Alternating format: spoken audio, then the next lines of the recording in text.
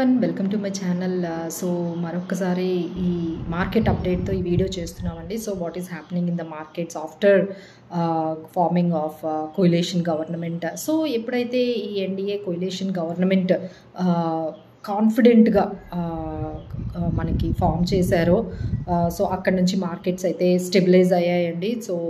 So అక్కడ నుంచి మనం చూస్తున్నాం almost it is going towards 24,000కి మనకి రీచ్ అయినట్టుగా మార్కెట్స్ వెళ్తూ ఉన్నాయి. సో కంటిన్యూస్గా 3 days నుంచి అయితే మార్కెట్స్ హైలోనే అంటే ఆల్ టైమ్ హైలోనే క్లోజ్ అవుతూ ఉన్నాయి. సో ఈరోజు కూడా ఆల్ టైమ్ హై 23,579 దగ్గర కొత్త ఆల్ టైమ్ హైని నిఫ్టీ క్రియేట్ చేసుకుంటూ ముందుకు వెళ్తుంది. So what next? సో ఇప్పుడైతే మాత్రం టిల్ బడ్జెట్ వరకు మార్కెట్స్ అయితే కొంచెం షార్ట్ రేంజ్లోనే ఉండబోతున్నాయండి. సో ఆల్మోస్ట్ మీకు డౌన్ సైడ్ అయితే 23,400 23,250 మనం చూడగలిగితే అప్ సైడ్ అయితే మీకు 23,550 అండ్ 23,700 ఈ తక్కువ రేంజ్లోనే మనకి బడ్జెట్ వరకు అంటే బడ్జెట్ అంటే ఇంకా ఓన్లీ జస్ట్ ఫ్యూ వీక్స్ ఉన్నాయండి. So maybe July last or 3rd వీక్లోనే మనకి నిర్మలా సీతారామన్ గారు ఫుల్ టర్మ్ బడ్జెట్ని ప్రవేశపెట్టబోతున్నారు.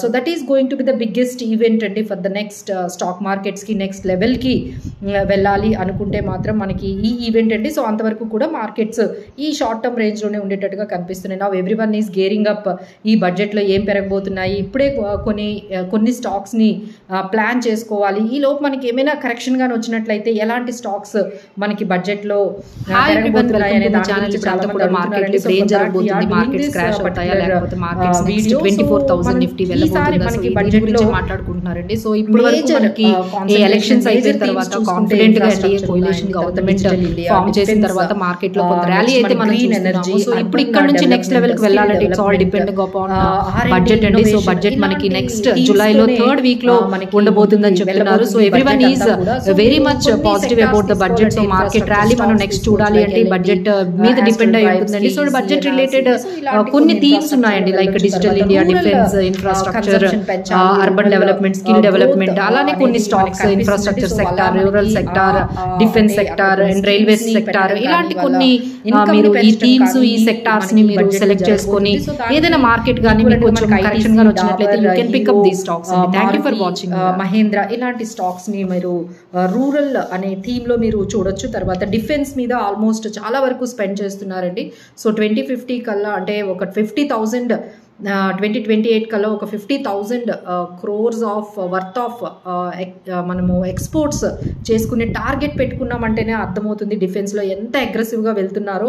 సో బిహెచ్ఈఎల్ కానీ HAL, BEL, Cochin ship yard ఇలాంటి మన స్టాక్స్ని రాడార్లో పెట్టుకోవచ్చు. తర్వాత మనకి అంతా కూడా ఇప్పుడు మనకి రైల్వేస్లో చాలా మనం యాక్సిడెంట్స్ అవి చూస్తున్నామండి. సో రైల్వేస్కి సంబంధించి ఇలాంటి అంటే మనకి కొన్ని థీమ్స్తో వస్తున్నారండి. ఇంకా సేఫ్టీ కోసం పెంచడానికి they are spending a huge amount on రైల్వేస్కి సంబంధించిన కొన్ని ఈ సేఫ్టీ మెజర్స్ మీద అండ్ ఈ పర్టికులర్ వింగ్లో రైల్వేస్ వింగ్లో కొంచెం స్పెండింగ్ అయితే జరుగుతుందండి. సో దానికి సంబంధించిన కొన్ని రైల్వే స్టాక్స్ రైల్టెల్ కానీ లేకపోతే ఎస్జేవిఎన్ ఇలాంటి రైల్టెల్ అండ్ ఐఆర్సిటీసీ ఇలాంటి కొన్ని రైల్వేకి సంబంధించిన కొన్ని స్టాక్స్ని మనము దానికి సంబంధించిన థీమ్స్ అయితే నేను ఇక్కడ చెప్పగలుగుతున్నానండి. You can get into more stocks related to these kind of themes. ఇంతవరకు మనం చెప్పింది ఇన్ఫ్రాస్ట్రక్చర్, రూరల్ స్టాక్స్ సంబంధించింది, డిఫెన్స్కి సంబంధించింది అండ్ ఇప్పుడు రైల్వే స్టాక్స్కి కూడా సంబంధించిన కొన్ని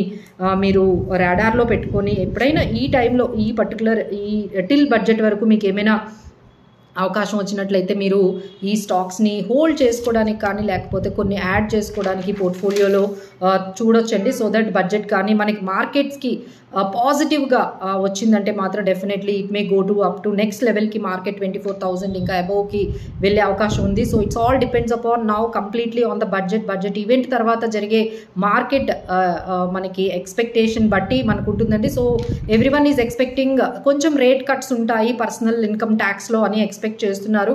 so that to beat the consumption పెంచాలి.